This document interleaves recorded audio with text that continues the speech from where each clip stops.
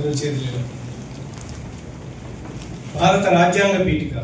భారతదేశ ప్రజలమైన మేము భారతదేశాన్ని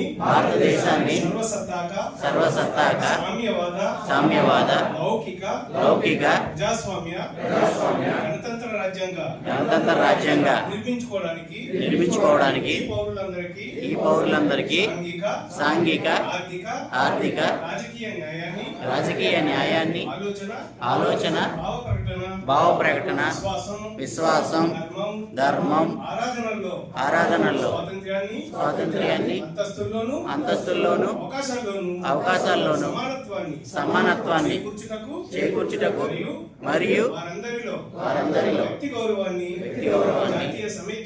జాతీయ సమైక్యతను సంరక్షిస్తూ సౌభ్రాతృత్వాన్ని పెంపొందించడానికి 1949 నవంబర్ 26న మన రాజ్యాంగ పరిషత్తులో శాసనంగా రూపొందించుకున్న ఈ శాసనాన్ని ఈ రాజ్యాంగాన్ని మాకు మేము సమర్పించుకుంటున్నాం. జై భారత్ రాజ్యాంగం.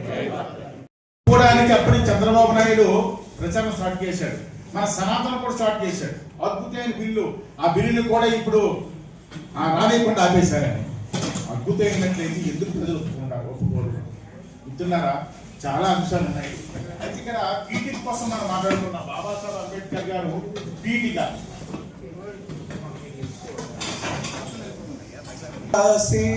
రాసి శ్రీ జాతికి నవజీవం పోసి నవ భారత రాజ్యాంగం రాసి సమతా ధర్మాలకు నెలవైన ఆదర్శపు బాటలని వేసి నవ భారత రాజ్యాంగం రాసి శ్రీ జాతికి నవజీవం పోసి నవ భారత రాజ్యాంగం రాసి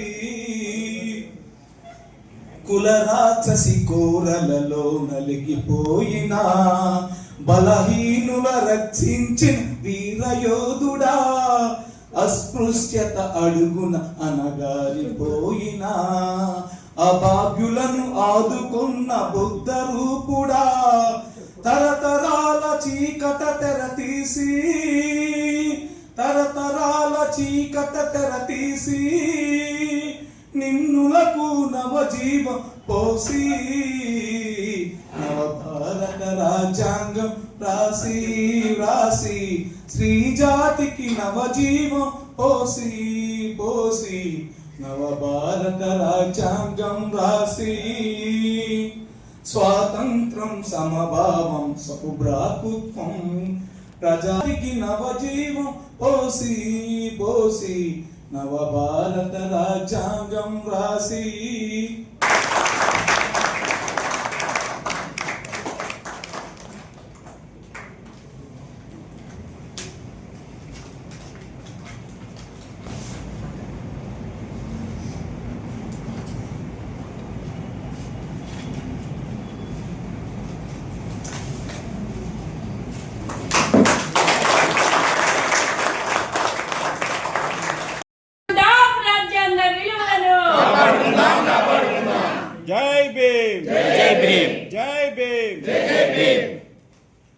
మహిళల మీద ఈ రకమైన దాడి జరుగుతున్నదండి. ఆ విషయాలు చాలా ఉన్నాయి. చాలా అద్భుతంగా పుస్తకం ఉంది. ఇప్పుడు ఈ పుస్తకం కొరకు రచయిత్రి హేమలత గారు మాట్లాడవలసింది కోరుచు.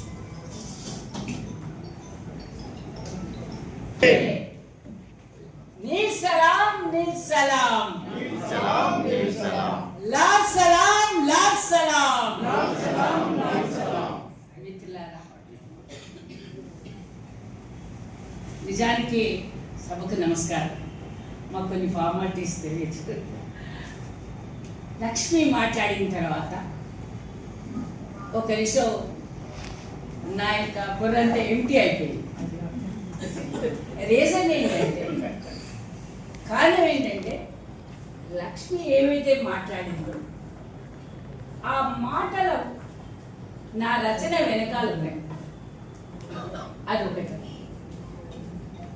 ఈ రోజున కానీ మానసికంగా చాలా విషయాలు మీతో పంచుకుందామని. అది మాత్రం ఎంటి కాలేదు, లక్ష్మి ఎంటి చేయలేకపోయింది. విషయం ఏంటంటే ఈరోజు పుస్తకాన్ని ఎందుకు రాయాల్సి వచ్చింది, అసలు ఆ టైటిల్ ఎందుకు పెట్టవలసి వచ్చింది? ఆమె నడిచినంత మేర, నేను నడిచినంత మేరనా, స్త్రీలు నడిచినంత మేరనా, అనగాల అణిచివేయబడ్డ వాళ్ళు నడిచినంత మేరనా? బహుశా అన్నీ మిళితమై ఉన్నాయి దాంట్లో. నేను నడిచినంత మేర నా చిన్నప్పటి నుంచి ఈరోజు 60 ఏళ్ల వయసు వరకు ఈ శక్తులు ఏవైతే ఉన్నాయో, నేను మాట్లాడుతున్న ఆధిపత్య శక్తుల గురించి కాదు, అణిచివేయబడ్డ మిగులు మనుషులు ఎవరైతే ఉన్నారో వాళ్ళందరి చరిత్రే, ఆ చరిత్రకు ప్రతిరూపమే రాజ్యాంగం. ఆ చరిత్రకు న్యాయం చేకూర్చేది న్యాయ వ్యవస్థ అని మనం నమ్మిన వాళ్ళం.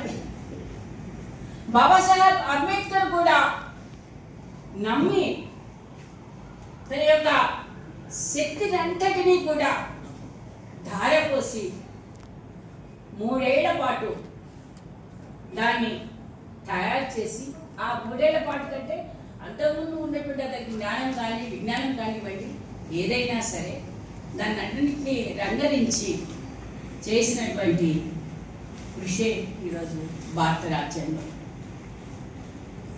అలాంటి మహత్తరమైన ఒక పుస్తకాన్ని, గ్రంథాన్ని పరిచయం చేయడము అంటే అదంతా నిజంగా ఈజీ అయిన విషయం కాదు. 2018వ సంవత్సరం నుంచి మొదలుకొని 2026 వరకు ఈ పుస్తక రచన నడిచింది. ముఖ్యంగా కరోనా సమయంలో 2 ఏళ్ల పాటు ఇంచుమించు మా కోర్టులను మూసేశారు. ఒక 6 నెలలు సంవత్సరం పాటు మేము అందరం కూడా ఇల్లే ఒక జైలు కింద అనుకొని ఉన్నటువంటి సమయంలో ఈ పుస్తకం యొక్క పుట్టుక మొదలైంది. అది ఎందుకు మొదలైంది అంటే అది మళ్ళీ జీవితాల్లోకి వెళ్ళాల్సిన అవసరం ఉంది. మా అమ్మ చిన్నప్పుడు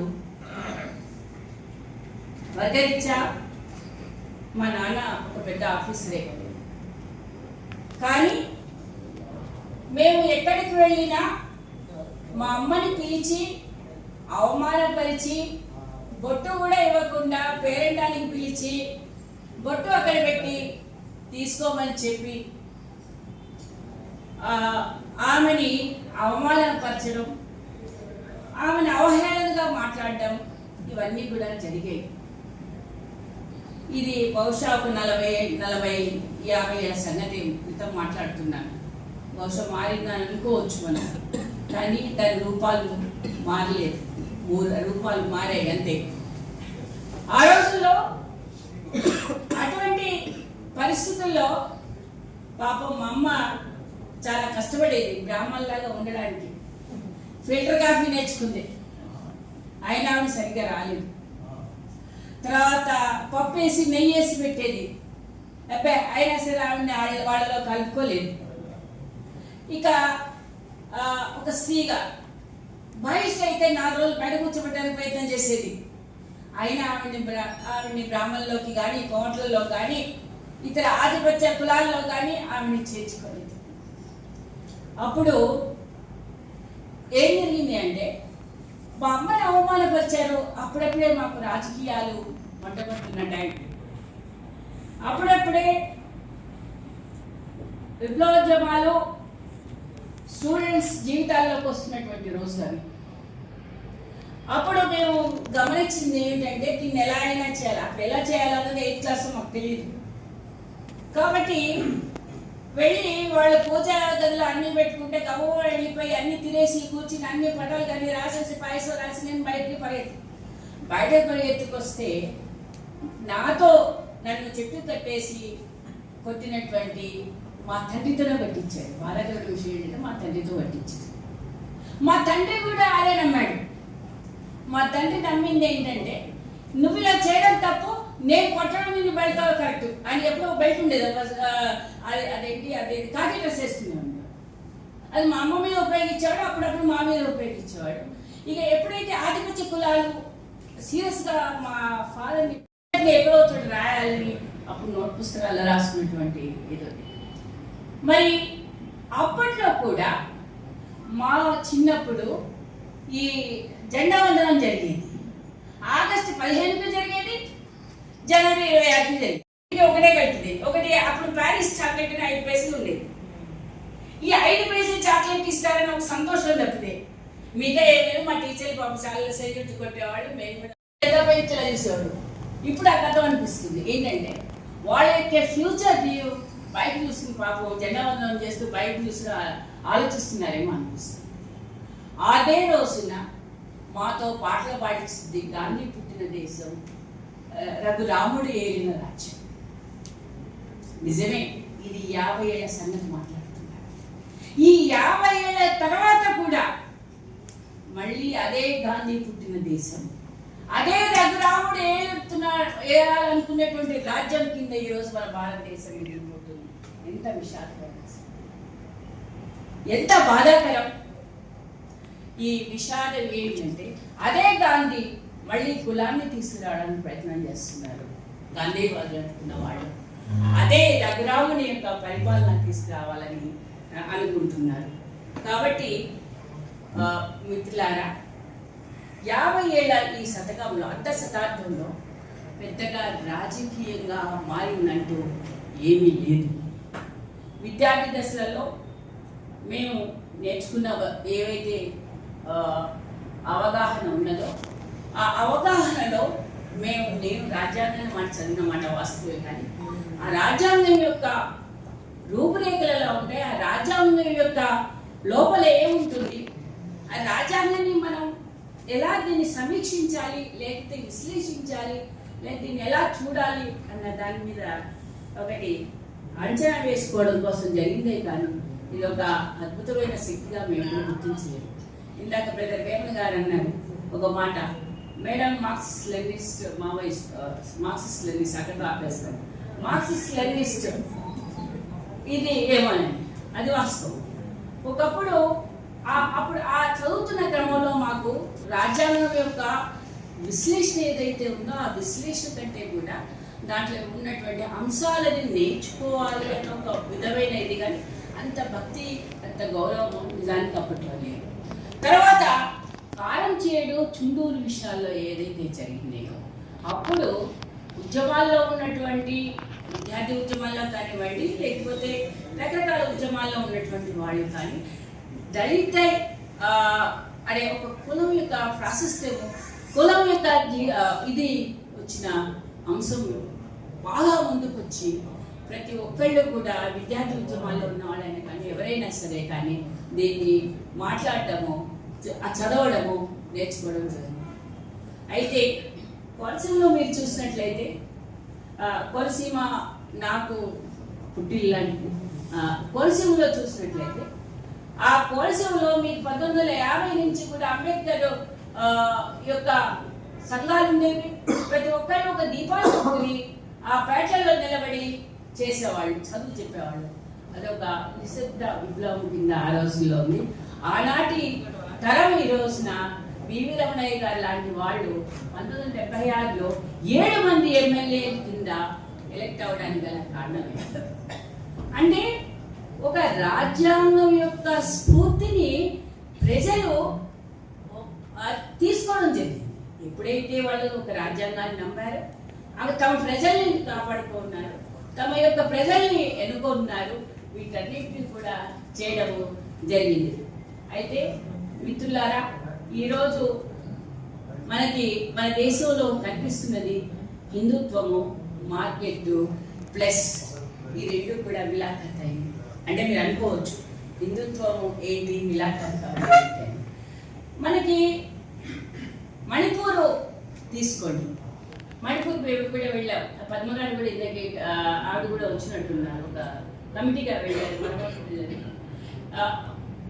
వెళ్ళినప్పుడు అక్కడ కేవలము మతం యొక్క ధోరణులతోనే వాళ్ళని విభజించడం జరిగింది. అలాగే అక్కడ ఉన్నటువంటి వనరుల్ని మతం పేరుతో వాళ్ళ నుంచి లాక్కోవడం కూడా జరిగింది. అయితే మనం ఈ రోజున సడన్ గా హిందుత్వాన్ని ఎందుకు ముందుకు తీసుకొస్తున్నారు? బాబాసాహెబ్ ఒక మాట అంటారు బీబీసీలో మాట్లాడుతూ,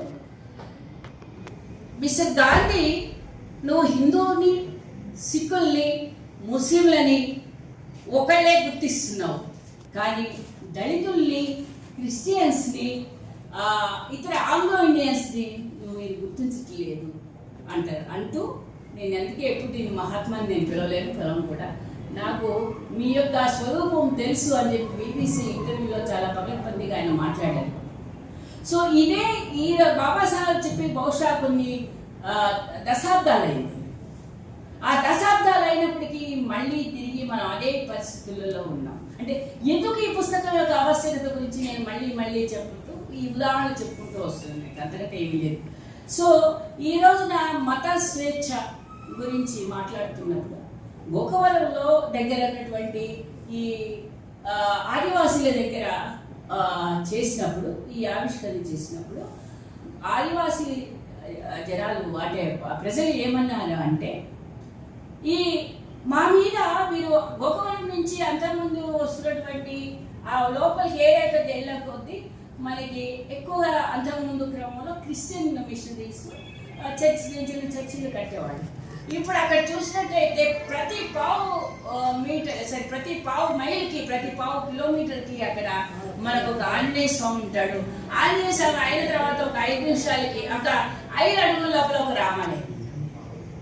ఇది వనవాసి కళ్యాణ్ సంఘయ్యలో ఉన్నది, పేరు మర్చిపోతున్నాను. అది అవార్డు మంచి. వాళ్ళు చాలా పర్టికులర్గా ఈ మతాన్ని తీసుకొచ్చి పెడుతున్నారు. ఈ మతాన్ని ఎలా అడ్డుకోవాలి అన్నది ఒకటి. మత స్వేచ్ఛ అంటే ఏంటి? నీ మతాన్ని, నువ్వు క్రిస్టియన్ అయితే నువ్వు క్రిస్టియన్ రెస్పెక్ట్, నేను హిందువునైతే నేను హిందూ రెస్పెక్ట్ ఇస్తాను. కానీ అది కాదు మత స్వేచ్ఛ. మత స్వేచ్ఛ అంటే నాకు ఏ మతము వద్దు అని చెప్పే స్వేచ్ఛే మత స్వేచ్ఛ. ఖచ్చితంగా ఆదివాసులకు అదే చెప్పారు. మీరు ఒకవేళ పొరపాటున మిమ్మల్ని మత స్వేచ్ఛ కనుక మీరు అంటూ మీరు క్రిస్టియన్లు అయ్యారు కదా అని అంటే, మీరు క్రిస్టియన్లు అవ్వద్దు, ముస్లింలు అవ్వద్దు, హిందువులు అవ్వద్దు. మీకు కావాల్సిందల్లా ఏంటంటే, మాకు ఏ ఆదివాసులకు మతం అనేది లేదు, ప్రకృతిని ప్రేమించే ప్రేమికులు వాళ్ళు. అలాంటప్పుడు ఈ మతాలు మాకు వద్దు అని మీరు ధైర్యంగా చెప్పడమే ఈనాటి మత స్వేచ్ఛ మనకు కావాల్సింది. ఈ మత స్వేచ్ఛని మీరు కాపాడుకోండి. కానీ చెప్పడం ఈజీ. ఆర్టికల్ 19 మనకి ఫ్రీడమ్ ఆఫ్ స్పీచ్ అంటారు. ఫ్రీడమ్ ఆఫ్ స్పీచ్ అంటే మనల్ని, మన యొక్క భావాల్ని వ్యక్తీకరించుకోవడం. నేను ఒకవేళ హిందూ అవ్వదని చెప్పినా కూడా కష్టమే, నాకు ఏ మతం వద్దని చెప్పినా కూడా కష్టం. దీన్ని మనం ఎలా చూడాలి అంటే, ఆర్టికల్ 25 నిజానికి ఇందాక లక్ష్మి కూడా అంటుంది, 10 కిలోమీటర్ల దూరంలో ఎటువంటి మత ప్రచారం చేయడం రైట్, నేను కూడా ఒప్పుకుంటాను దానికి. మరి 10 కిలోమీటర్ల దూరంలో నా యొక్క చర్చ ముందు నువ్వెందుకు రామాలయపు పాటలు పెడుతున్నావు? 10 కిలోమీటర్ల దూరంలో ఒక ముస్లిం మసీదు ముందు నువ్వెందుకు పెడుతున్నావు?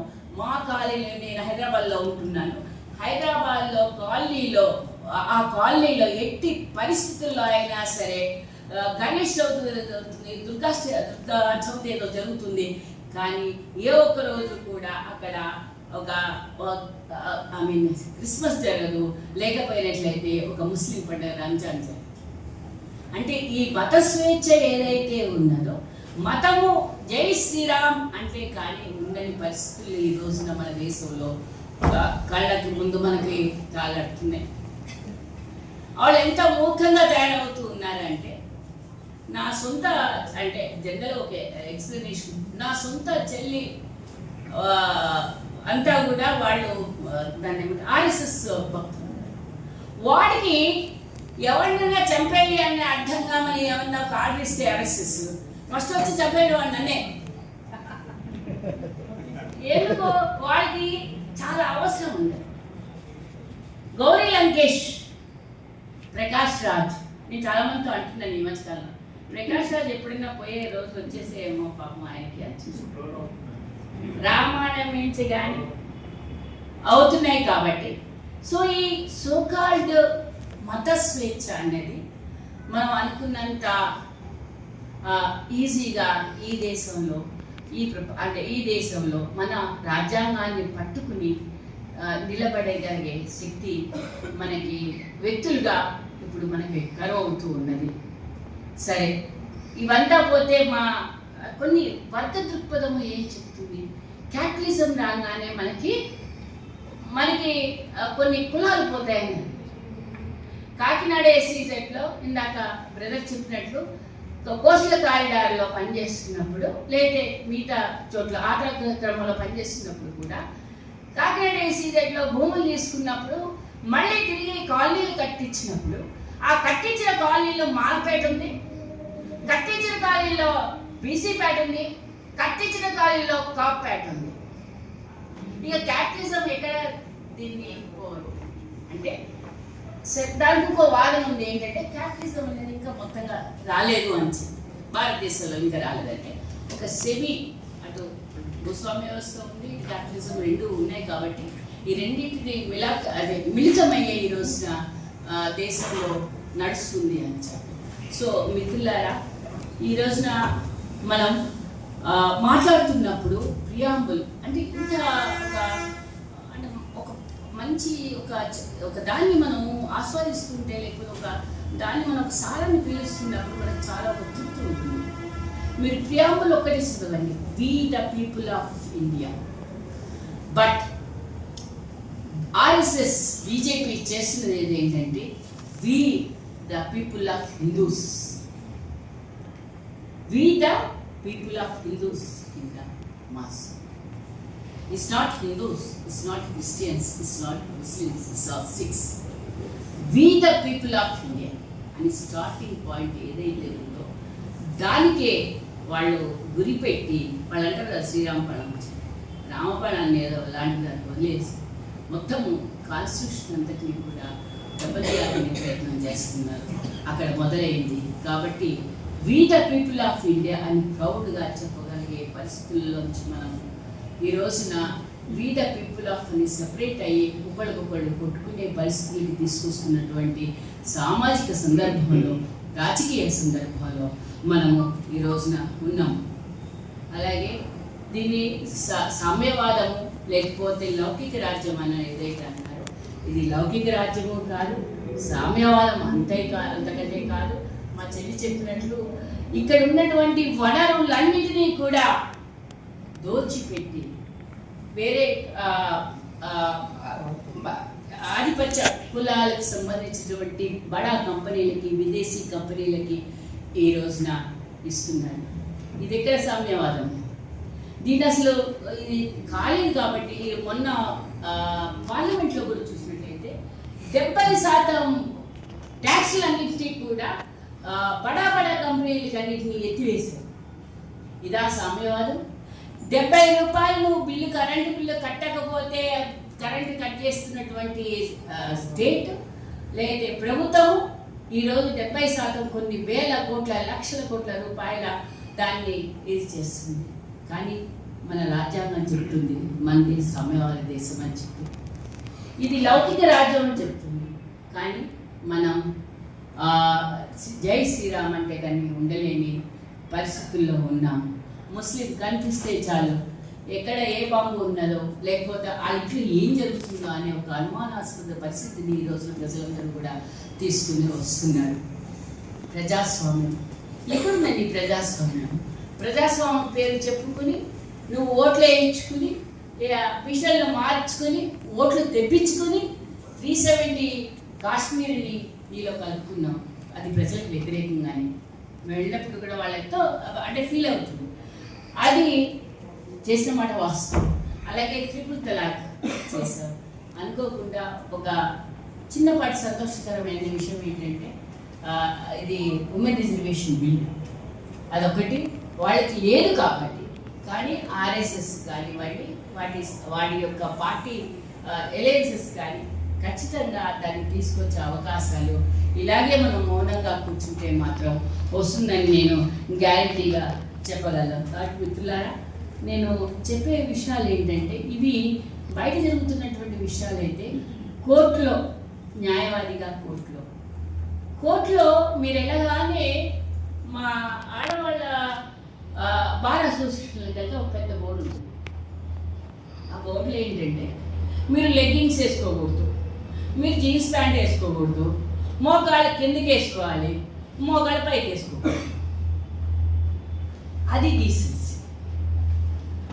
జడ్జిలు చెప్పే ఆ డీసెన్సీకి, కోర్టు చెప్పే డీసెన్సీకి, శివాజీ నట శేఖర్లో ఎవడో ఉన్నాడు, నటుడు చెప్పే శివాజీ చెప్పేటువంటి ఈ డీసెన్సీకి పెద్దగా ఏమి తేడా ఏమి కనిపిస్తుంది. మొగుడు అక్కర్లేదు, కానీ నీకు మొగుడికి ఇచ్చేటువంటి నీకు భరణం కావాలి అని చెప్పే జడ్జిలు ఉన్నారు. ఇంత చేస్తే న్యాయవాదులకి ఏమైనా రక్షణ ఉందంటే న్యాయవాదులకు కూడా అక్కడ రక్షణ ఏం లేదు. ఈ రోజు వరకు బిల్లు ఒకటే ఉంది, కానీ ఇంతవరకు దాన్ని చట్టం కింద ఎప్పుడు మారలేదు. 2015లో దాన్ని అక్కడ కూడా రిజర్వేషన్స్ ఉండాలని కోరుకున్నా కూడా ఈ రోజుకి న్యాయం అందిస్తామన్న న్యాయవాదులకి జడ్జిలకి రిజర్వేషన్ లేదు. ఇక మానవ సంగతి ఏంటంటే, కాబట్టి మిత్రులారా, ఈనాటికి కూడా క్రిమినల్ కేసులు అంటే మగవాళ్ళు చూసేటువంటి కేసులు, ఆడవాళ్ళు వెళితే దానికి ముఖ్యమైన కారణం ఏం చెప్తారంటే, మేము 6 తర్వాత ఉండడం కష్టం, తర్వాత 9 తర్వాత ఉండాలంటే అసలు కష్టం. కాబట్టి ఎవరిని కూడా అడ్వకేట్లు పెట్టుకోవడానికి వాళ్ళు ఇష్టపడలేదు. న్యాయ వ్యవస్థ గురించి 2 మాటలు చెప్పాలని చెప్తున్నాను. ఎవరు పెట్టుకోవడానికి ఇష్టపడలేదు. నీకెందుకమ్మా, నువ్వు ఫ్యామిలీ మ్యాటర్స్ చూసుకోవాలి మాట్లాడుతున్నారు. నువ్వు క్రిమినల్ కేసెస్ చూస్తే నువ్వు ఆ క్రిమినల్స్ నువ్వు పడలేవని చెప్తున్నారు.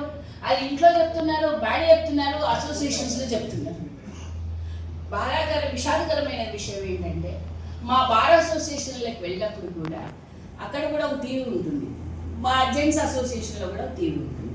జెంట్స్ అసోసియేషన్లో పెద్ద టీవీ ఉంటుంది, మాకు చిన్న టీవీ.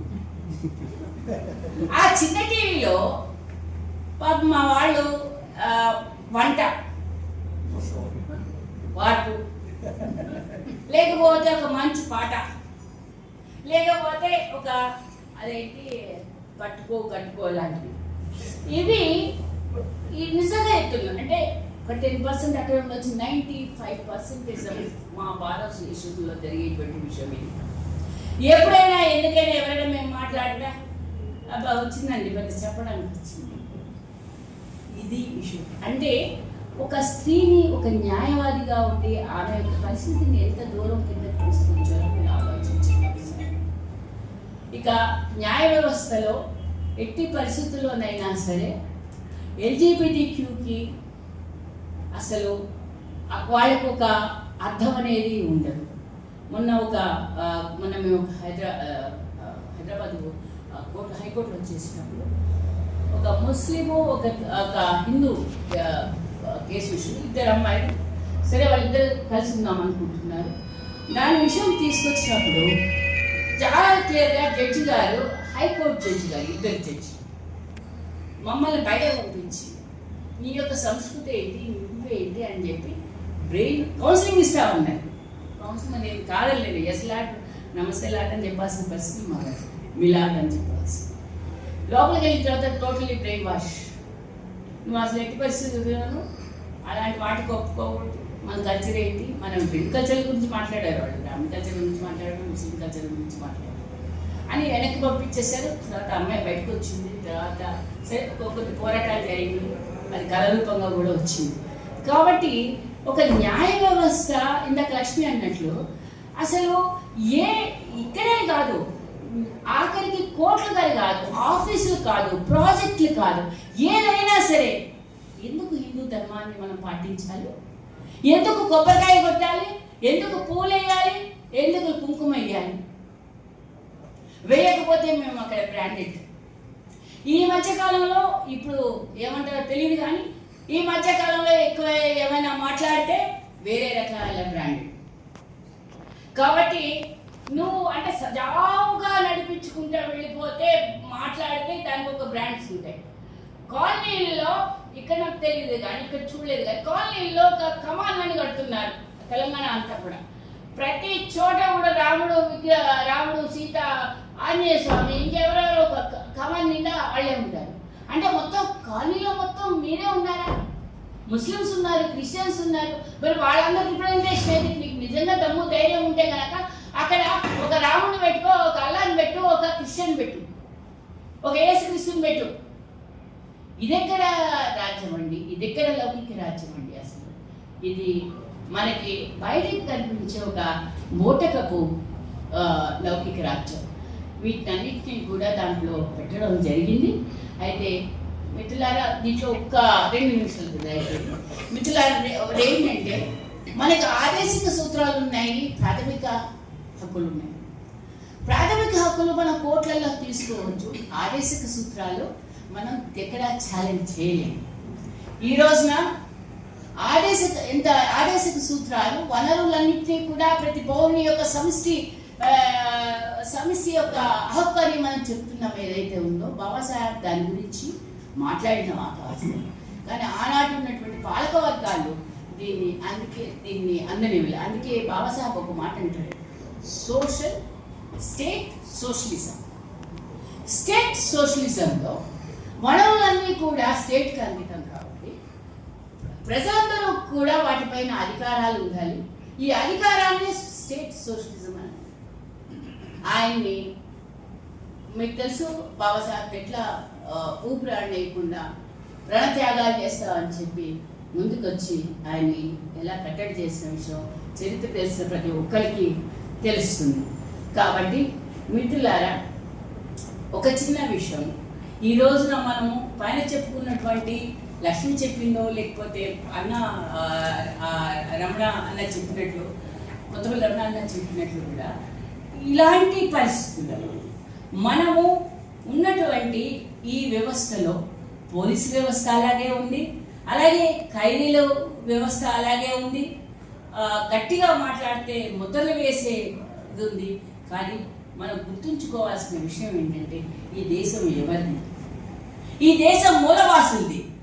ఈ దేశం ఎవరిది? ఆదివాసీలది. ఈ దేశం దళితులది. ఈ దేశం స్త్రీలది. ఈ దేశం అణగారిన వర్గాలటువంటి దళిత బహుజనులది. నేను ఒక ప్రకాష్ రాజు ఒక మాట అంటాడు, మీరంతా నార్త్ ఇండియా నుంచి వచ్చారు అంటే బాబాసాహెబ్ కూడా ఒక మాట అంటారు. వీటన్నిటి నుంచి కూడా మనకు ఒక డిఫరెంట్ ఒక స్టేట్ క్యాపిటల్ కూడా ఒకటి వేరే సౌత్ కూడా స్టేట్ క్యాపిటల్ ఉండాలని అంటారు. సరే, నేను దాంట్లోకి వెళ్ళటం లేదు. సో మిత్రులారా, ఈ దేశము మూలవాసులతో అయినప్పుడు, మూలవాసులు అనేక రకాలైన ఇబ్బందులకు గురవుతున్నప్పుడు, మూలవాసులు పిట్టల్లాగా కాల్చివేయబడుతున్నప్పుడు, మూలవాసులు నోరు నొక్కవేయబడుతున్నప్పుడు, మూలవాసుల్ని అండగా నిలబడుతున్న వాళ్ళ మీద యుద్ధం చేస్తున్నప్పుడు, వీటన్నిటికీ కూడా ఈ రోజునటువంటి ప్రభుత్వాలు బాధ్యత వహిస్తూ నిశ్చితంగా మాట్లాడుతున్నప్పుడు మన ముందు ఉన్నది ఒకే ఒకటి, అదే మన యొక్క రాజ్యాంగంలో ప్రతి ఒక్కటి కూడా వీటినన్నిటినీ కూడా ఎదురు తిరిగి నిలబడగలిగే శక్తి ఇచ్చేది రాజ్యాంగం. ఈ రాజ్యాంగం మనం ఒక ఆయుధంగా మనం దీన్ని మార్చుకోవాలి. ఈ రోజు వరకు ఉన్నటువంటి దళిత బహుజన మిత్రులు ఏమంటారు నాకు తెలియదు, కానీ పెద్దలు దళిత బహుజన పోరాటాలు ఏవైతే ఉన్నాయో అవన్నీ బాబాసాహెబ్ చెప్పినట్లు ఒక విముక్తి పోరాటంలో నడవాల్సిన అవసరం లేదు.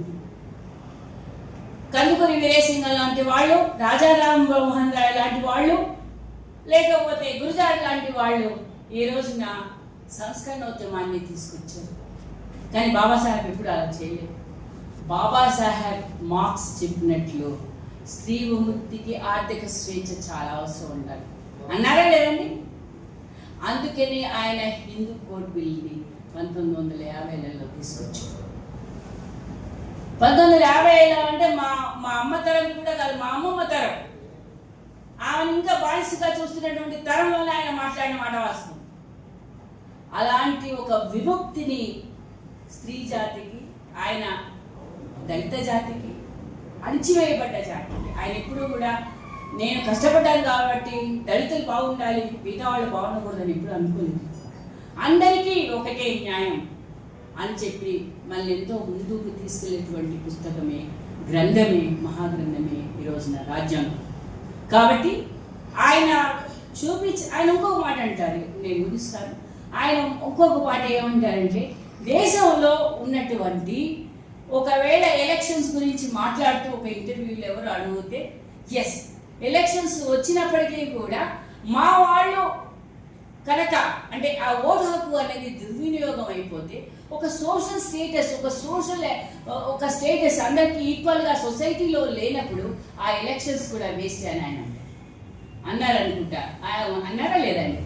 అలాగే అవసరం అనుకుంటే నాకు ఇది కనుక ఇది కాదనుకుంటే ఈ రాజ్యాంగం అమలు చేయలేకపోతే నేను ఈ రాజ్యాంగాన్ని తగలబెట్టడానికి సిద్ధంగానే ఉన్నా అంటాడు ఆయన. అంతటి మహానుభావుడు ఆయన.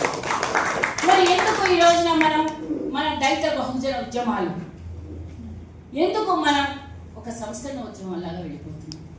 ఎందుకు బాబాసాహెబ్ ధైర్యంగా చేసినటువంటి విముక్తి ఉద్యమాలు ఏవైతే ఉన్నాయో వాటిలో ఎందుకు మనం పాల్గొనలేకపోతున్నాము?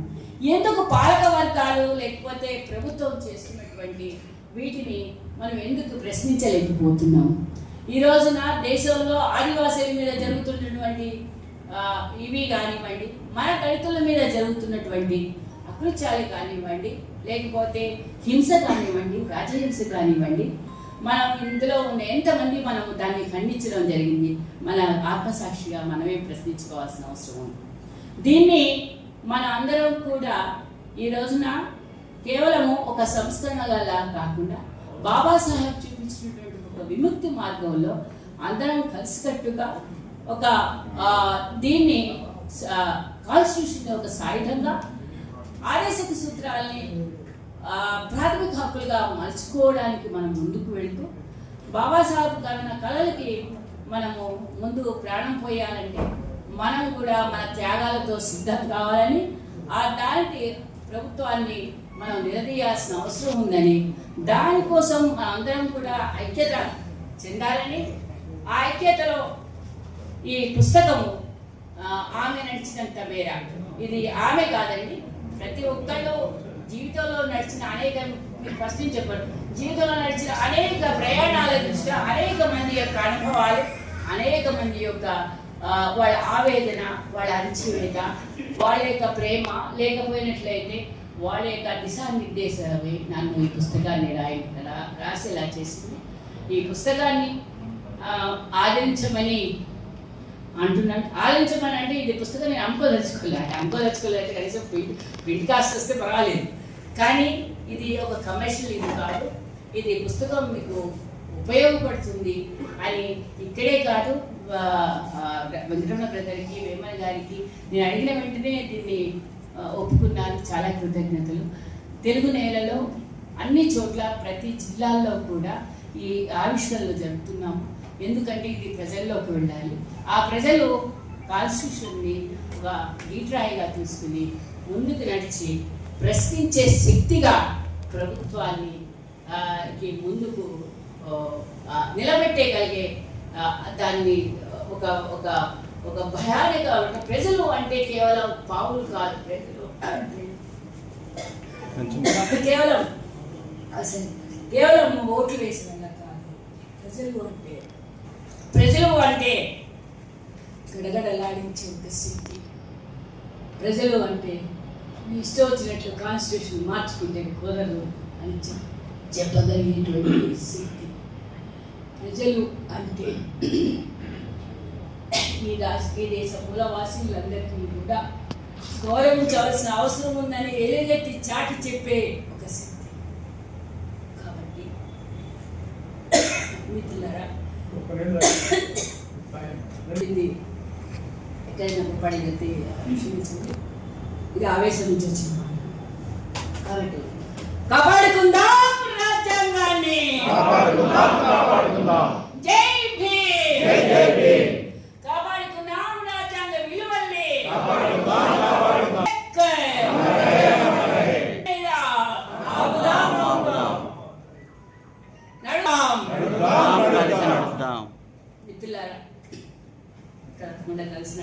అందరితో కూడా అణిచివేత ఆ పుస్తకం ఉన్నారు కాబట్టి ప్రతి ఒక్కరు కూడా ఆ పుస్తకాన్ని ఆదరిద్దాం, ప్రోత్సహిద్దాం. ఇంకా ఇంకా మంచి రచనలు రావాలని మనం కోరుకుంటున్నాం. అయితే ఎస్సీలందరూ కూడా క్రైస్తవుల్లో ఉంటే రిజర్వేషన్లు పోతున్నాయి అన్నారు కదా. అందరూ బౌద్ధంలోకి వచ్చేస్తే మనం ఇంకెక్కడికి వెళ్తాం? ఇంకెక్కడికి వెళ్ళక్కర్లేదు కదా. మన రిజర్వేషన్ అనుకుంటుంది, మన అంబేద్కర్ అనుకుంటాడు, మన బుద్ధుడు అనుకుంటాడు, మన దేశం అనుకుంటుంది, మన విలువలు అనుకుంటాయి, అన్నీ అనుకుంటాయి. ఈ దేశంలో అవన్నీ కూడా పరాయి. హిందూయిజం బయటిది, క్రైస్తవం బయటిది, ఇస్లాం బయటిది. కానీ ఈ దేశంలో పుట్టిన ధర్మం ఏదైనా బౌద్ధ ధర్మం అది. ఆ బౌద్ధ ధర్మంలోకి వచ్చేద్దాం మనం. ఆ విలువలతో కూడింది. బౌద్ధ ధర్మంలో ఇబ్బందులు ఏమి లేవు, ఇబ్బంది ఏమీ లేదు, సామాన్యంగానే ఉంటుంది. కొంచెం మీరు పరిచయం చేసుకుంటే సరిపోతుంది. దీనికోసం మనం పెద్దగా బాధపడక్కర్లేదు. గర్వాపాసి మన బౌద్ధమై గర్వాపాసికి వచ్చేద్దాం మనం అని తెలియజేస్తున్నాం. మన ముందు ఆంధ్ర యూనివర్సిటీ ప్రొఫెసర్ గారు ఉన్నారు. ఆవిడ చాలా అనుభవం, విద్యార్థులకి ఎంతో మంది విద్యార్థులందరికీ కూడా పాఠాలు చెప్పి ఈరోజు దేశవ్యాప్తంగా ప్రపంచవ్యాప్తంగా విద్యార్థులు తయారు చేస్తున్న doctor BR Ambedkar law college principal గారు, డిపార్ట్మెంట్ హెడ్ గారు ఉన్నారు. వారు మాట్లాడే ముందు ఒక్క నిమిషం, ఇక్కడ మనం మహనీయులు చాలా మంది పుస్తకాలు రాసే దాంట్లో రచనలు కూడా ఉన్నాయి. ఈ పుస్తకం కూడా ఆవిష్కరణ ఉంది. ఈ ఆవిష్కరణని దీనికోసం వివరించవలసిందిగా మన చిన్నారాం గారిని వేదిక మీద రావాల్సిందిగా కోరుతున్నాను. మన వెంకటరామన్ అన్న గారికి నేను చాలా థ్యాంక్స్ చెప్పాను. ఎందుకంటే మొన్ననే మనకి ప్రజాకాంక్ష అని ఒక ఆన్లైన్ పత్రిక నడుస్తుంది గుంటూరు కేంద్రంగా. అది అంబేద్కరిజం అలాగే మావోయిజం కూడా వెనకేసుకొస్తూ ఉంటుంది. ఎందుకంటే పేద ప్రజల కోసం ఏదైతే అవసరమో దాన్ని ఆ పత్రికలో తీసుకొస్తున్నారు. వాళ్ళు ప్రతి సంవత్సరం అంబేద్కర్ జయంతి ఏప్రిల్ 14న ఒక ప్రత్యేక సంచిక తీసుకొస్తారు. ఆ సంచికలో ఇప్పుడు మేడం లలిత గారు, రామలలిత గారు ఫస్ట్నే అన్నారు, లాల్ నీళ్ళు ఏకమైతే ఈ దేశంలో ప్రజాస్వామ్యం వస్తుందని. దాన్ని ఉద్దేశించే వాళ్ళు ఈ సంవత్సరం సబ్జెక్టుగా తీసుకుని కొంతమంది రచయితలతో ఒక పుస్తకాన్ని ప్రత్యేక సంచికగా వేశారు. దాన్ని ఇప్పుడు ఆవిష్కరించాల్సిందిగా ప్రొఫెసర్ పల్లవి మేడం గారిని కోరుతున్నాను. అలాగే రత్న గారు కూడా వచ్చి దీంట్లో పాల్పంచుకోవాల్సిందిగా కోరుతున్నాను.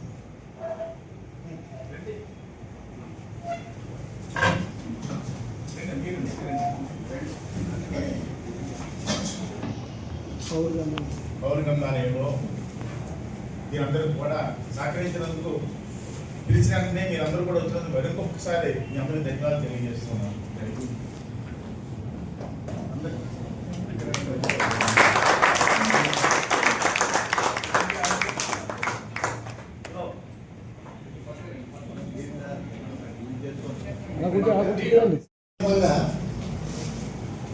ఆమె నడిచినంత మేర రాజ్యాంగం న్యాయ వ్యవస్థ మీద ఎవరైతే అణచివేయబడి ఎవరైతే తమ హక్కులను కాపాడుకోవాలని స్థితిలో ఉండి దానికి వ్యతిరేకంగా పోరాడదామని సమాజంలో అత్యంత అణగదొక్కబడిన స్త్రీల నుంచి ఈ పుస్తకం రావడం చాలా సంతోషం. అందుకు మేడం గారిని సిరి సత్కారం ఒక సాల్వా కప్పి ఆమెని సత్కరించాలనుకుంటున్నాం. అందుకు అనుమతించాలని కోరుతున్నాం.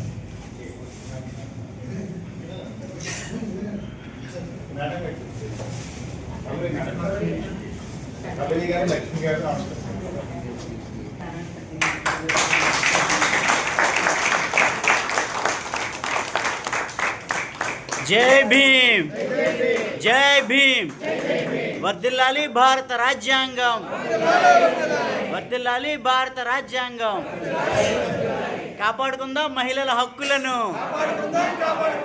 జై భీమ్. ఒకసారి రావాలి, ఒకసారి మాట్లాడాలి. మా కోరిక తీర్చాలి. తెలంగాణ అంటే పోస్టల్ కారిడార్ నీలి లాల్ ఈ రెండు కలవాలి అనే దాన్ని 80s లోనే ప్రముఖ దళిత ఆజ్ఞాకారుడు మాస్టర్జీ దళిత ఉద్యమానికి బాబాసాహెబ్ అంబేద్కర్ అందుకోదండాలు పాట రాసిన మాస్టర్జీ నీలిలో జెండా కింద చెల్లమ్మ నువ్వు నేను ఒక్కటంటూ అవ్వాలంటూ ఒక పాట రాశాడు. ఎప్పుడో రాశాడు 80s లో 85, 86 అలా టైంలోనే చాలా ఫేమస్ పాట అది. మళ్ళీ ఆ పాటను మనం తెచ్చుకోవాల్సిన అవసరం ఉంది. ఇక రాజ్యాంగం గురించి మాట్లాడుకున్నప్పుడు మనం అందరం ఎక్కడెక్కడికో వెళ్ళిపోతున్నాం. భారత రాజ్యాంగం ఏ సదస్సు ప్రారంభించినా ప్రియామలతో స్టార్ట్ చేయాలి. యాక్చువల్గా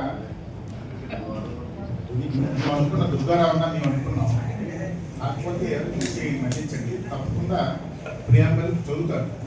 మేము మాట్లాడుకున్నాం, ప్రియాంబల్ చదువుతాం అన్నారు. ప్రియాంబల్ అయిన తర్వాత ఓకే అండి. ప్రియాంబల్లో మన రాజ్యాంగం అంతా చదవవసరం లేదు.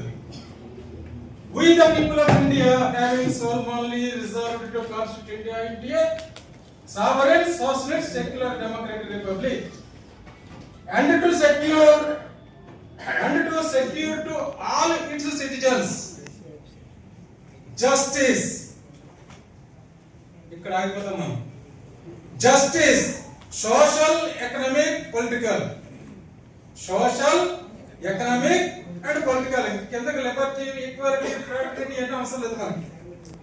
దీని మీద జస్టిస్ లో సోషల్, ఎకనామిక్ అండ్ పొలిటికల్ మనకి రాజ్యాంగ పరిషత్ ఆఖరి సమావేశంలో 1 man 1 vote 1 vote 1 value అనేటువంటి విధానం ద్వారా 1950 జనవరి 26వ తేదీ నుండి రాజకీయ సమానత మనం తెచ్చుకున్నాం. ఇక ఆర్థిక సామాజిక రంగంలో తెచ్చుకోవాలి. ఈ రంగాల్లో కానీ మనం ఫాస్ట్ గా తెచ్చుకోకపోతే, ర్యాపిడ్ చేంజ్, రాడికల్ చేంజ్ రాకపోతే నిరాశ నిస్పృహతోటి ప్రజలు ఈ రాజ్యాంగ సౌధాన్ని బ్లాక్ చేస్తారని చెప్పి బాబాసాహెబ్ అంబేద్కర్ 1949 నవంబర్ 25వ తేదీని ఏదైనా సరే మీరు ఎన్నో అనుభవాలు అక్కడ కూడా జాతి వ్యవస్థ, కుల వ్యవస్థలో రకరకాలు ఎన్నో ఉంటాయి. కాబట్టి ఎంతమంది బీసీలు ఉంటారు, అక్కడ రేటర్స్ రకరకాలు ఉంటారు. కాబట్టి వారన్నింటినీ కూడా క్షుణ్ణంగా మేడం గారికి వెళ్ళేటప్పుడు, రామన్ గారు నేను మేడం గారికి వెళ్ళేటప్పుడు మేడం బిజీగా ఉన్నా సరే మాకు ఒక 10 నిమిషాలు ఆయన ఇచ్చి చాలా చక్కని మాటలు అక్కడ లా కాలేజీ జరుగుతున్న విషయాలు, ఎవరు ఫోటోలు పెట్టాలి, ఏది పెడితే ఏ సమస్య వస్తుంది ఏంటి చాలా క్లుప్తంగా మాట్లాడారు. చాలా మంది విద్యార్థులు తయారు చేసినటువంటి మల్లె మేడం గారిని మాట్లాడవలసిందిగా కూర్చున్నాం. వేదికను అలంకరించిన పెద్దలకు, విచ్చేసిన పెద్దలందరికీ ఈ సాయంకాలం ఈ బుక్ రిలీజ్ ఫంక్షన్కి ముందుగా మేడంకి శుభాకాంక్షలు తెలియజేస్తూ మీ అందరికీ గుడ్ ఈవినింగ్. అయితే ఈ బుక్ చదివినప్పుడు మేడం చాలా బ్యాలెన్స్డ్గా రాశారు, చాలా డిప్లొమాటిక్గా రాశారు. అంటే ఇక్కడ క్వశ్చన్ చేస్తారు అంటే జరగట్లేదు అని. బట్ ఆ బుక్ చదివినంతసేపు నాకు అనిపించింది ఏంటి అంటే రాజ్యాంగం మన చేతిలో ఉన్నటువంటి ఆయుధం అని మేడం చెప్పారు. అంబేద్కర్ చెప్తారు, బాబాసాహెబ్ చెప్తారు, ఈ రాజ్యాంగం మంచివారి చేతిలో పడినప్పుడు మాత్రమే అది మంచి ఫలితాన్ని ఇస్తుంది, చెడ్డవారి చేతిలో పడినప్పుడు చెడ్డ ఫలితాలను ఇస్తుంది అని. ఈరోజు జరుగుతున్నటువంటి ఏదైతే మనకు ఎదురుగా ఉన్నటువంటి సవాళ్ళు ఉన్నాయో, మనం అధిగమించవలసినటువంటి పరిస్థితులు ఉన్నాయో, వాటి అన్నిటికీ కూడా సమాధానం ఇచ్చేసారు. Everything is with in our hands only. అయితే ఉన్నటువంటి చట్టాలు సరిపోలేదా, లేకపోతే రాజ్యాంగం మనకి అడిక్వేట్ గా సరిపోయినంతగా లేదా అంటే మనకి ఇప్పటికీ కూడా రాజ్యాంగం పూర్తిగా చదివి దాన్ని పూర్తిగా అర్థం చేసుకున్న ఏ ఒక్కరూ లేరని చెప్పడంలో ఎటువంటి ఈ రోజుకి కాదు, భవిష్యత్తులో రాబోతున్నటువంటి ప్రతి పరిస్థితికి, ప్రతి సవాళ్ళకి కూడా సమాధానాన్ని మరి ఆయన బాబాసాహెబ్ అంబేద్కర్ మనందరికీ అందించేవారు. అయితే మనం చేయవలసింది ఏంటి అంటే ఆయన చెప్తారు, బోధించు, సమీకరించు, పోరాడు. అయితే మనం ఎంతమంది దాని గురించి చదువుతున్నాం? ఫస్ట్ ఆఫ్ ఆల్ మనల్ని మనం కరెక్ట్ చేసుకోవాలి. సో యాజ్ ఎ టీచర్ మరి అది మీరు యాక్సెప్ట్ చేసినా చేయకపోయినా నేను చెప్తున్నాను ఏంటంటే మనందరం కూడా అంబేద్కర్ అంటే ఇద్దరు అంటే ఇష్టపడ్డాడు. ఒకటి కృతజ్ఞత లేని వారిని, రెండు డిసిప్లిన్ లేని వారిని. ఆ కృతజ్ఞత డిసిప్లిన్ మనలో ఉందా? మనమే నేర్చుకోవాలి. మనం ముందు క్వశ్చన్ చేయాలంటే మనం కూడా నేర్చుకోవాలి. First of all we have to equip our self and then we can question to the others. ఏముంది అసలు రాజ్యాంగంలో మనకి ఇచ్చిన హక్కులు మన అందరికీ తెలుసా? అయితే మరి తెలియకపోతే తెలుసుకోవాల్సినటువంటి బాధ్యత లేకుండా మనం ఉద్యమించడం వల్ల ఏమైనా ఉపయోగం ఉందా? సో కాబట్టి నేను పర్సనల్ గా నేను ఫీల్ అవుతున్నది ఏంటంటే ఇట్లాంటి పుస్తకాల ద్వారా ఏదైతే మన అందరికీ రచయితలు కానీ లేకపోతే మనం పెడుతున్నటువంటి సభల ద్వారా కానీ రాజ్యాంగం గురించి మాట్లాడుతున్నారో అది ఇక్కడితో వదిలిపెట్టి వెళ్ళిపోకుండా అంబేద్కర్ బర్త్డే రోజే మనం 14th అయితే ఇంకా మనకి జస్ట్ అంటే ఎట్లా అంటే కరెక్ట్ పూనకాలు వచ్చేస్తాయి. బట్ మళ్ళీ 15th యాజ్ యూజువల్ రొటీన్ మనం. సో అయితే క్వశ్చన్ చేయగలిగినటువంటి ఆ మనస్తత్వం అయితే క్వశ్చన్ చేయగలిగినటువంటి అధికారం ఆయన మనకి బాబాసాహెబ్ ఎప్పుడో మనకి ఇచ్చారు. అయితే ఆ క్వశ్చన్ చేయడానికి కావాల్సినటువంటి విషయం మనం అర్థం చేసుకోవాలి. ఫస్ట్ థింగ్ అది ఖచ్చితంగా ఈ పుస్తకంలో నేను చదివాను. అన్ని అంటే మేడం చాలా అన్ని విషయాలు సామాజిక, ఆర్థిక, రాజకీయ పరిస్థితులు అన్నిటినీ కూడా చాలా కూలంకుషంగా ఏవైతే హక్కులు ఉన్నాయి అవి ఎందుకు ఫుల్ ఫ్లెజ్డ్ గా ప్రతి ఒక్కరు అందుకోలేకపోతున్నాం. వాయిస్ ఫర్ వాయిస్లెస్ అంటారు Ambedkar. So constitution is voice for voiceless people. ఎవరైతే అణగారినటువంటి వర్గాలు ఉన్నాయో, ఎవరికైతే గొంతుక లేపలేనటువంటి, గొంతు ఎత్తలేనటువంటి పరిస్థితులు ఉన్నారో వారందరికీ కూడా కాన్స్టిట్యూషన్ అన్ని రైట్స్ ఇచ్చింది. కానీ దాన్ని మనం ఉపయోగించుకోలేకపోతున్నాం. ఎందుకు ఉపయోగించుకోలేకపోతున్నాం? ఆల్రెడీ నేను చెప్పాను. అసలు మనకి ఏమున్నాయో మనకు తెలియకపోవడం. మీరు అడగచ్చు, madam is it that much easy? ధనబలం అట్లాగే రాజకీయ బలం మరి ఇవన్నీ కూడా మన మీద చేస్తున్నాయి కదా. అయితే జనాభా లెక్కల్లో చూస్తే ఎవరు ఎక్కువ ఉన్నారు అంటే మనం మాట్లాడుకుంటాం మనమే ఎక్కువ ఉన్నామని. మరి మనమే ఎక్కువ ఉన్నప్పుడు మనం ఎందుకు పొందుకోలేకపోతున్నాం? మనం ఎందుకు రాజకీయ అధికారాన్ని ఇంకా అంటే వచ్చింది అంతే, వచ్చిందా అంటే వచ్చింది. బట్ కానీ మనమంతా కూడా నిజమైనటువంటి అధికారాన్ని చేజిక్కించుకొని నిజమైనటువంటి అధికారాన్ని చేపట్టినటువంటి పరిస్థితులు అయితే రాలేదనే నేను చెప్తాను. ఇంకా రిజర్వేషన్స్ గురించి మాట్లాడితే అంబేద్కర్ ఎప్పుడు రిజర్వేషన్ అని చెప్పలే. ఆయన ఎక్కడా కూడా మాదిగలకు రిజర్వేషన్ ఇవ్వడానికి ఎక్కడా చెప్పలేదు. సామాజికంగాను ఆర్థికంగాను వెనకబడిన వర్గాలకు ఇవ్వండి అన్నాడు. మరి ఉన్నదాళ్లే సామాజికంగాను ఆర్థికంగాను వెనకబడిన వర్గాలకే తప్పించి నా కులస్తులకి ఇవ్వండి అని కానీ నా మతస్థులకి ఇవ్వండి అని కానీ నేను ఎక్కడా చెప్పలేదు. So that is what the contribution of the Ambedkar. అందరివాడు కానీ కొందరివాడు కానీ ఈ రోజు మిగిలిపోయాడు. అదే అంబేద్కర్ ఇంకా ఉన్నత వర్గాలకి చెంది ఉన్నవాడైతే ఈ రోజు అంబేద్కర్ ఇచ్చే వాల్యూ చాలా డిఫరెంట్ గా ఉండేది. ఇందాక సార్ ఒక మాట అన్నారు, కాలేజ్లో జరుగుతున్న విషయాలు మా సార్ వాళ్ళు నన్ను పిలవడానికి వచ్చినప్పుడు ఏదో 2-3 విషయాలు ఇన్సిడెంట్స్ నేను పంచుకున్నాను. ఒక I don't want to disclose ఎవరిని ఒక ఇన్స్టిట్యూషన్లో ఉండి నేను మాట్లాడకూడదు. అవసరమైనప్పుడు నేను ఎక్కడ మాట్లాడాలి అక్కడ మాట్లాడతాను. నాకేమి ఎవరి గురించి మాట్లాడడానికి భయం లేదు. కానీ this is not an appropriate place. ఒక అబ్బాయి దే ఆర్ ఇన్ లవ్. అమ్మాయి పేరెంట్స్ వచ్చి మేనేజ్మెంట్ కి కంప్లైంట్ చేశారు ఆ కాలేజ్లోనే. అబ్బాయి ఎస్సీ కులస్తుడు, అమ్మాయి బ్రాహ్మణ్. అయితే అమ్మాయి పేరెంట్స్ వచ్చి మేనేజ్మెంట్ కి కంప్లైంట్ చేశారు, మేడం ఆ అబ్బాయిని మీరు కొంచెం మందలించాలి పిలిచి అని. అది నన్ను పిలవరు, నేను ఇలాంటి వాటికైతే నన్ను పిలవరు. పల్లవి లేకపోతే అలాంటి మాట సెటిల్ అవుతాయి. ఎందుకంటే ఎస్సీ కులస్తుడు కాబట్టి మాట్లాడుతుంది. అయితే అబ్బాయిని పిలిచారు, చాలా మంది కలిసి అబ్బాయిని తిట్టారు. After that I came to know that was happen. నేను అబ్బాయిని అడిగా, నువ్వు అమ్మాయికి ఇష్టం లేకుండా అసలు ఒకటి ఎంకరేజ్ చేయడం కదా, ఆల్రెడీ వాళ్ళు మేజర్స్, వాళ్ళు something they are in relation. అయితే అమ్మాయిని కూడా పిలిచి అడిగాను నేను ఏమన్నా అబ్బాయి బలవంత పెడుతున్నాడా అని. లేదు మేడం, మా పేరెంట్స్తో కూడా నేను చెప్పాను, నేను ఈ అబ్బాయిని తప్పించి ఎవరిని చేసుకోను, నాకు ఇష్టమని.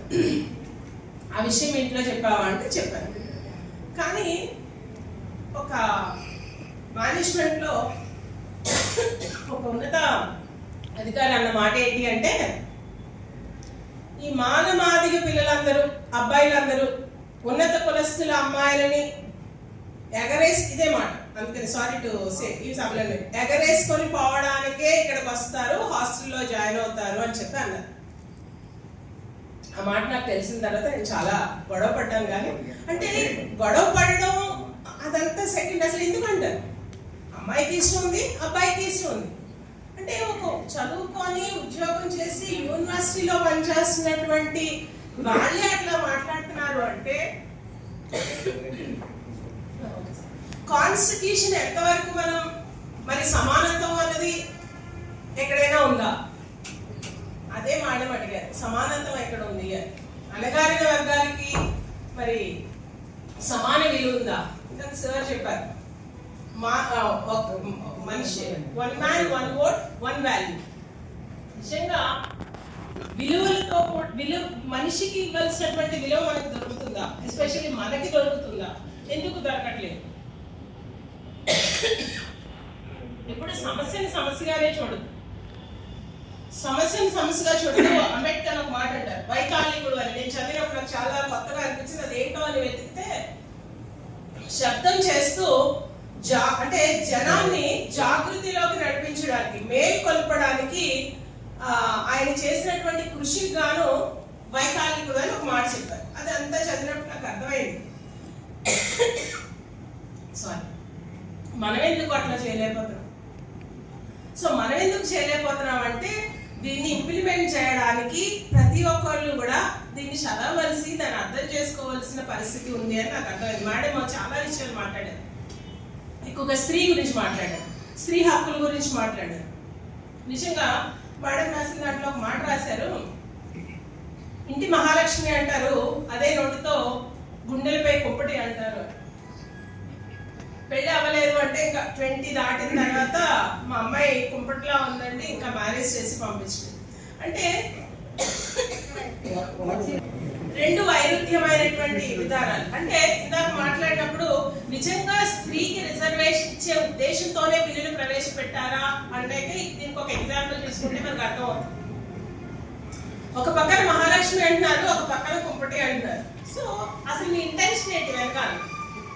దీని వెనకాల ఉన్నటువంటి ఉద్దేశం ఏంటంటే స్త్రీని సెకండరీ సిటిజన్ గానే చూస్తున్నారు తప్పించి మరి పురుషులతో సమానంగా చూడట్లేదు. Even we have a great constitution. మనకి ఇంత కాన్స్టిట్యూషన్ ఉన్నా, స్త్రీ హక్కుల గురించి మాట్లాడినా, స్త్రీ పురుషులతో సమానం అని చెప్పినా కూడా ఇంకా ఆమెనే సెకండరీ సిటిజన్ గానే చూస్తున్నారు. That is the practice. అది మేడం రాసినప్పుడు మరి ఇది ఎప్పుడు మారుతుంది అన్నది ఆ క్వశ్చన్. ఇంకా ఆన్సర్ మనం లాస్ట్ లో చెప్తుంది. తర్వాత చూస్తే బాలల గురించి రాశారు, పిల్లల గురించి రాశారు. ఈ రోజు ఏ ప్రభుత్వాలు కూడా పిల్లల గురించి ఫోకస్ చేయనటువంటి 2002 వరకు కూడా విద్యా హక్కు ఒక ప్రాథమిక హక్కుగా లేదు. మనం 86th if I'm not wrong 86th constitution amendment 2002 లో ప్రాథమిక హక్కుగా చేశారు. ఆదేశిక సూత్రాల నుంచి ప్రాథమిక హక్కులుగా చేశారు.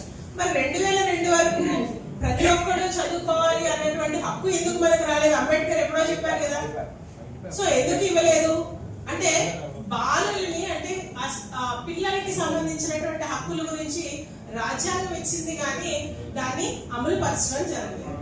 మరి పిల్లల గురించి చాలా రాశారు. ఈ రోజు మనం చూస్తున్నటువంటి అత్యాచారాలు కానివ్వండి, ఆ పిల్లల్ని అంటే ఇర్రెస్పెక్టివ్ ఆఫ్ ఏజ్ ఆ పిల్లల మీద జరుగుతున్నటువంటి అత్యాచారాలు కనుక మనం చూస్తూ ఉన్నట్లయితే, లేకపోతే నెగ్లెక్టెడ్ చైల్డ్, ఈ కంపల్సరీ ఎడ్యుకేషన్ ఎంతవరకు అమలు జరుగుతుంది? ఎంతమంది డ్రాప్ అవుట్స్ ఉన్నారు? ఈ డ్రాప్ అవుట్స్ అందరూ కూడా మన మాదిగ పల్లెల నుంచి ఉంటారు. డ్రాప్ అవుట్స్ చూస్తే మనం మాదిగ పల్లెల నుంచి డ్రాప్ అవుట్స్ ఉంటారు. ఎందుకు ఉన్నారు? మరి కుల వ్యవస్థ మరి ఇంకా ఉందా లేదా అంటే కుల వ్యవస్థే ఉంది, అదే రాజ్యం వెళ్తుంది. సో ఈ కుల వ్యవస్థను నివారించినంత వరకు, సాంఘిక సమానత్వం రానంత వరకు మీరు ఎదగరని బాబాసాహెబ్ ఎప్పుడో చెప్పాడు. విషనరీ ఆయన అంటే మనందరికీ తెలుసు, ఆయన కొలంబియా యూనివర్సిటీలో చదివినప్పుడు ఒక ఆర్టికల్ రాశారట. ఏంటి ఆ ఆర్టికల్ అంటే, భారతదేశంలో ఉన్నటువంటి మత ఛాందసత్వం కనుక ఇక్కడికి కూడా వస్తే, ఇక్కడికి వస్తే మీ రాజ్యం కూడా పాడైపోతుంది అని ఎప్పుడో రాశారు. ఇప్పుడు జరుగుతుంది.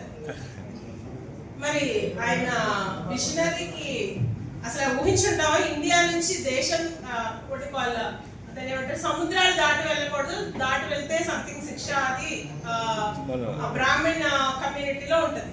అది ఎవరు ఊహించిన టైంలో ఆయన అక్కడికి వెళ్ళి చదువుకొని, నా దేశంలో ఉన్నటువంటి మత ఛాందసత్వం కనుక ఇక్కడికి వస్తే మీ దేశం కూడా కొలాప్స్ అయిపోతుంది అని ఆయన రాశాడు. అంటే ఆయన ఎంత అంటే మనకి ఒక మార్గదర్శకుడుగా ఆయన ఉన్నప్పుడు మరి ఆయన ఎందుకు మనం యాక్సెప్ట్ చేయలేకపోతున్నాం, ఎందుకు యాక్సెప్ట్ చేయాలి అన్న దాని గురించి ఇక్కడ మేడం మాట్లాడుతూ మరి ఆయన చేసినటువంటి కంట్రిబ్యూషన్స్, అట్లాగే లేబర్ రైట్స్, లేబర్ అంటే చెప్తాడు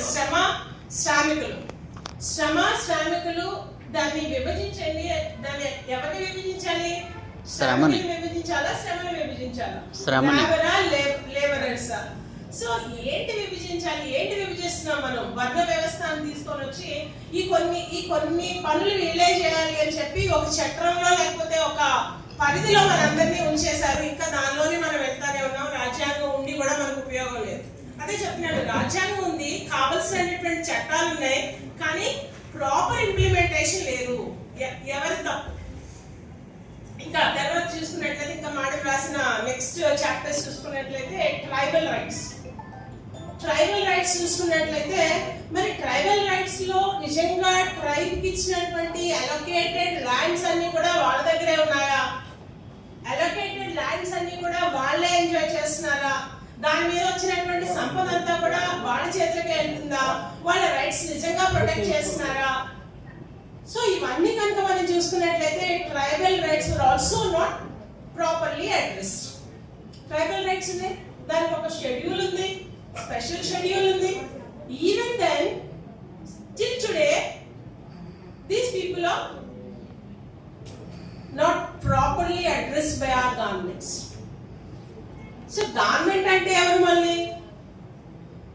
So we the people of India have been solemnly resolved. అది మనం మాట్లాడుకున్నాం. ఆయన చెప్తాడు ప్రజాస్వామ్యం అంటే ఏంటి అంటే, ప్రజలు యాక్టివ్ అంటే ప్రజల పార్టిసిపేషన్ అంతవరకే మనకు తెలుసు, కానీ ప్రజలు యాక్టివ్ గా పార్టిసిపేట్ చేయాలంట.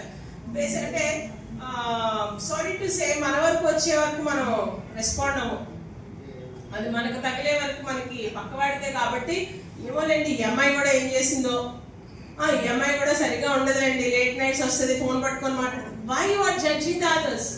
మనకి ఏం తెలుసని మనం జడ్జ్ చేస్తున్నాం?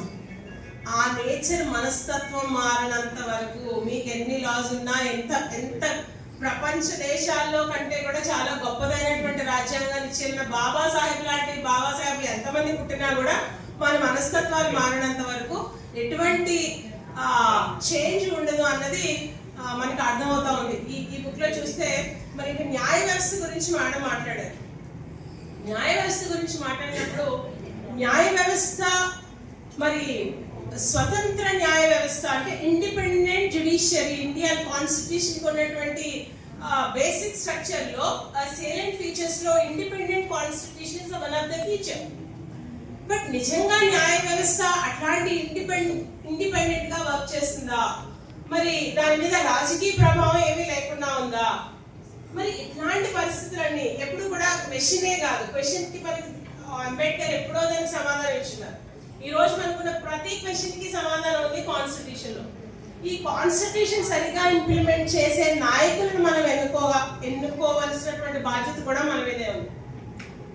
సో మనందరం కలిసికట్టుగా నిలబడినప్పుడు ఖచ్చితంగా ఈ ప్రతి క్వశ్చన్ ఏదైతే మేడం తన ఆవేదన చెప్పారో, చాలా మంది అంటే మేడం నిజంగా I was very I'm very happy where you addressed properly. So which was examined by Sridhar garu as a professor, academician, oka judge garu, oka advocate, oka sadharana grihini, వీళ్ళంతా కూడా వాళ్ళ కోణాల నుంచి చూసినప్పుడు ఒక మాట రాశారు, ప్రేమ స్నేహం హింస. ప్రేమ స్నేహం హింస కోసం హింస ఉంది తప్పించి ప్రేమ లేదు, అట్లాగే స్నేహం లేదు. స్నేహం డబ్బు మీద ఆధారపడి ఉందని రాశారు. మాడభూషి శ్రీధర్ గారు కూడా దాని గురించి చాలా చక్కగా ఎక్స్ప్లెయిన్ చేస్తున్నారు. అయితే నాకు చాలా అంటే మాడం రాసిన దానిలో చాలా ఒక డిప్లొమాటిక్ గా మనల్ని అవేకెన్ చేయడానికి, నువ్వు కూడా ఒక సిటిజన్ గా నీకు ఉన్నటువంటి రెస్పాన్సిబిలిటీ ఏంటి అని చెప్తూ తిట్టినట్టు మాత్రం అనిపించింది madam. That is what I observe.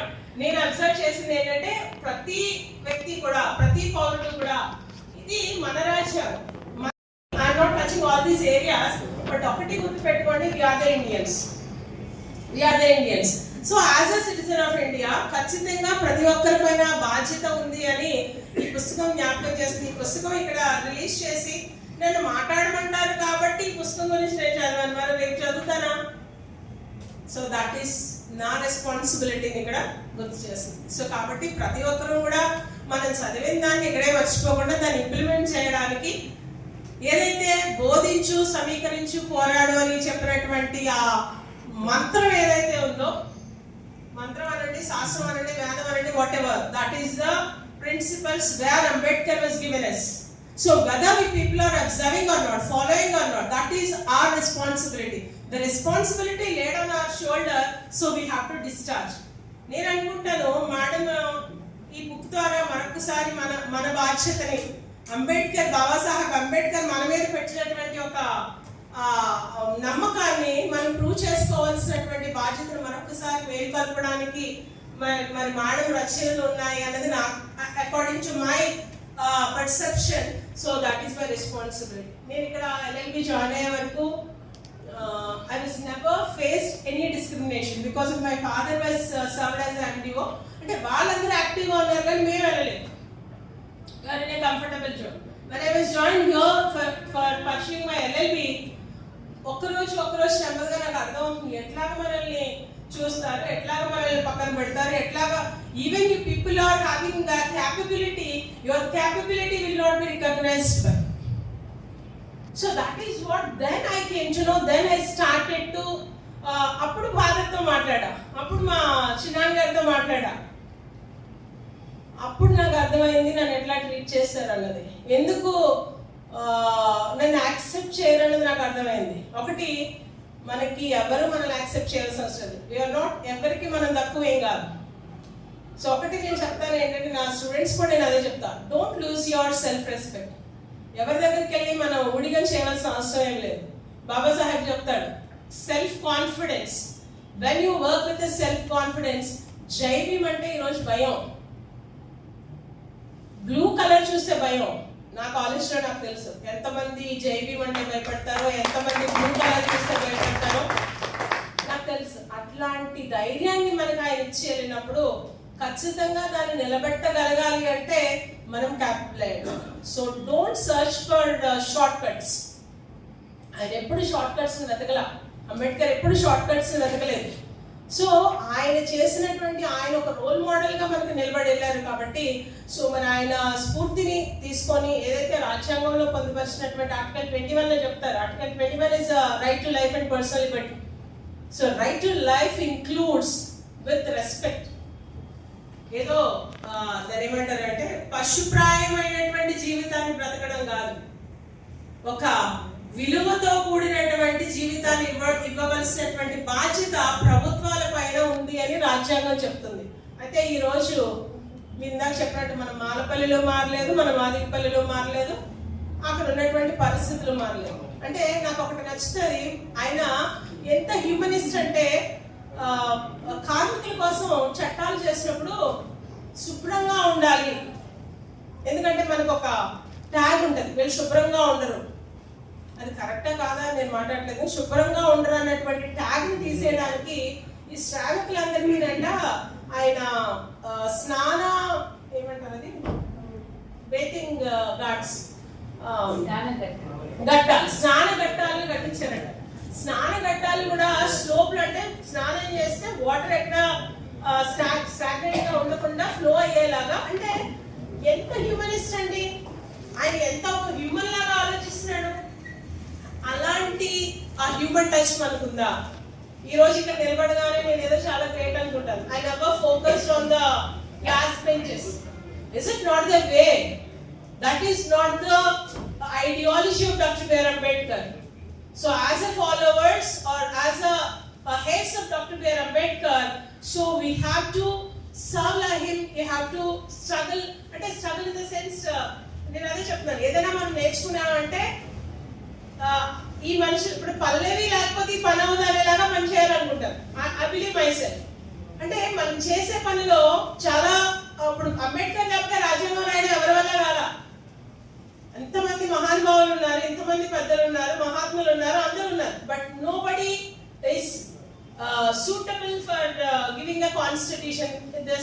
ఇంత పెద్ద దేశానికి ఇన్ని విభిన్న మతాలు, విభిన్న జాతులు, విభిన్న భాషలు ఉన్నటువంటి ఈ డైవర్స్ సొసైటీకి కాన్స్టిట్యూషన్ ఇవ్వగలిగినటువంటి ఏకైక వ్యక్తి బాబాసాహెబ్ అంబేద్కర్.